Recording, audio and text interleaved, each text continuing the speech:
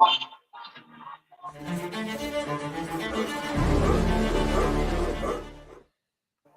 it going, Browns fans? Coming to you live from a place that you know, but a place that you certainly don't love, Pittsburgh at Acrisure Stadium, where the Pittsburgh Steelers getting ready to host the Cleveland Browns in a rematch from a game 2 weeks ago. We know what happened in Cleveland. It was a win, 24-19 in the snow globe. It was a really cool setting and environment, much different weather here today in Pittsburgh. You can see it's sunny behind me. I'm not even wearing my coat right now. So, but still a big goal for the Browns to try to cross off the list because they haven't won in this building in the regular season since 2003, and they haven't swept the Steelers in a season since 1988.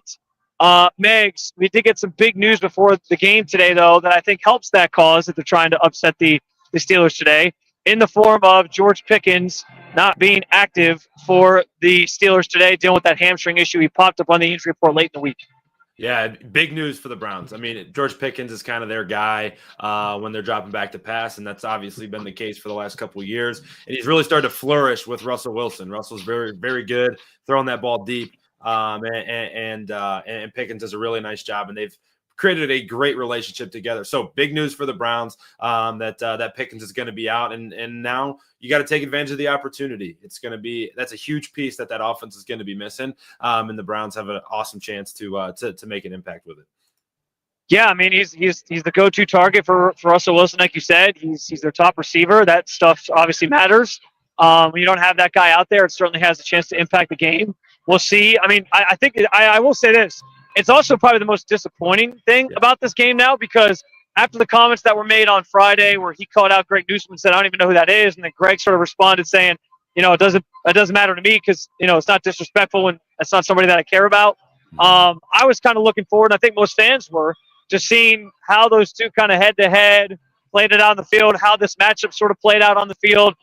So a little bit of disappointment for something that I think gave this matchup, not that it needs the extra fireworks, but I think it gave it a little extra fireworks knowing that those two players are going to get a chance to go head-to-head after some of the barbs that they exchanged this week. Yeah, and for a game that's a 9-3 team versus a 3-9 team, like it had that kind of WWE feel to it, where there was more intrigue towards it, and that is going to stink. But I think for Browns fans, it's good that 14 is going to be on the sidelines today.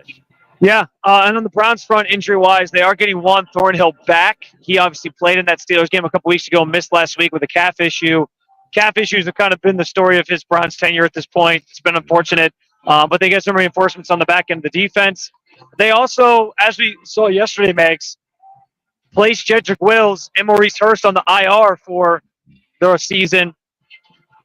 Not only does that likely end both of their seasons, it also probably ends the Browns' tenure of Jedrick Wills' career, because given how things have been with him, the ups and downs, now he's been injury-riddled the last 2 years. I just don't know if there's a pathway for him to be back in a Browns uniform next year. I'm imagining that they're going to pivot elsewhere. And so he's obviously part of the inactives today as he gets placed on he's not part of the inactives today because he was placed on the IR, so he didn't have to be. But, the fact that he's out today sort of signals the end of that era, the Andrew Berry's first-round pick, likely done as a Cleveland Brown. Yeah, it's really disappointing. This year was kind of pushing all the chips into the middle of the table for Jed Wills. There's a chance to get a long-term contract, whether it be here or somewhere else. And he continued to prove that he may not be worth it. And it's a really disappointing end to his season, really disappointing end to his Browns career, if that is certainly, and it looks to be the case with that one. Mo Hurst going down too really stinks. It probably is a similar story for him as well, because, he's a guy that's been on the 1-year deals with the Browns. He's been really good for Cleveland, but really a bummer to see him go on the shelf and be put on the IR as well. Yeah, a guy that came back this year sort of to do that sort of because that unfinished business mentality that this team had, and it stinks that he obviously is going on the IR for a second consecutive season as well. But yeah, the Jedrick Wills era going to be sort of a mixed bag. There was moments where you thought maybe he could turn that corner, but it just never came to fruition for him.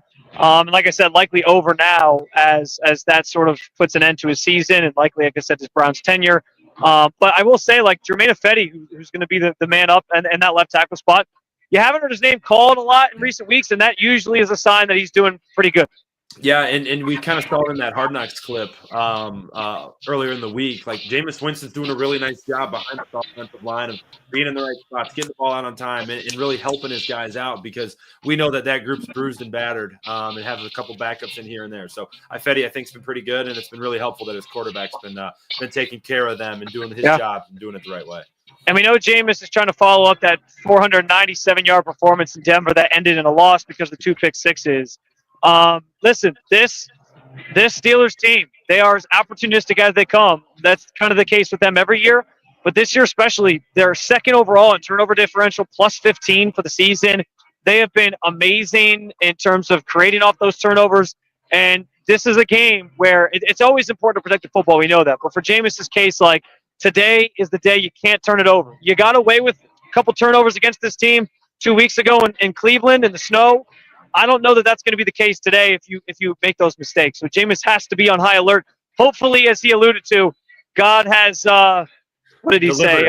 Delivered him. Yeah, delivered him from pick sixes, because you can't have any of those today against this Pittsburgh team. No, you can't. You go back 2 weeks, you forget about his 2 turnovers in that Pittsburgh game because the ending was so awesome. It was such a fantastic finish, and it was so cool, and all the good things that happened. But he did have 2 critical turnovers in the fourth quarter as well. So keeping T.J. Watt, Alex Highsmith, Nick Herbig off the quarterback, they're unbelievable at forcing fumbles when they're sacking the quarterback, is paramount. And then for Jameis, keep the ball out of harm's way. Do it, or don't do it as much. I guess it'll never be out of harm's way when he's slinging that thing. But it's got to be protect the football, because I think the Browns have a chance to win today. I really do, and they certainly have a chance to throw the ball all over the Steeler defense. Yeah, you mentioned Alex Highsmith. He's back for this matchup. Obviously, didn't play the first time around, and a key player for that Steelers defense. Obviously, on top of Herbig, who would have thought, like, the Steelers find this other guy just diamond in the rough out of nowhere. That's just classic for them. But yeah, that's going to be something that they got to be on high alert for today, and take advantage, or try to sort of limit the best that they can. All right, Megs, we always like to get out of here with these pregame episodes with our prediction for the game. I will let you go first as I continue to. I'm trying to, like, battle the sun here. I kind of look like Batman, like you cast the shadow over me. So, who are you picking today and why? I got the Browns 24, Steelers 20. I think very similar to the way that the game ended in Cleveland. I think Jameis leads a game-winning drive. The Browns are trailing 2017. They go on a late game-winning drive to get a 24-20 victory. I think it's going to be fun. I don't know why I feel good about this one today, but for whatever the reason, it feels like the Browns have a chance this afternoon. I'm excited for it. Against my better judgment, I am taking a page out of your book and picking the Browns today, 27-20. I think the smack talk at the end of the week kind of got me feeling like this team's going to come play with a purpose. I know maybe it loses a little bit of its luster with Pickens not out there, but I still think this team's going to come and try to prove something and exercise those demons from 1988 being the last time that they swept the Pittsburgh Steelers. So we'll see if they can get the job done. Go ahead. It's what Grant Delpit said. If we can't have it, neither can they. And that's what I'm really excited about, because they can play spoiler. Today's the first round in that. Yeah, I like what you said there. That's well said. Obviously, Grant Delpit said it best. You paraphrased him pretty well yourself. But that's our predictions for the game, guys. We appreciate you jumping in with us here for this pregame video. We'll be back post-game to talk more about whatever transpires on the field behind me. And we'll break it all down with you right here at the Cleveland Browns on SI YouTube channel, and of course at Cleveland Browns on SI, the website, si.com/NFL/Browns. We can keep up with all things Cleveland Browns throughout the game, any injury updates, anything that sort of transpires. If there's some big plays, we'll have it covered for you over there. So be sure to follow along throughout your Sunday with all things Cleveland Browns, the Cleveland Browns on SI.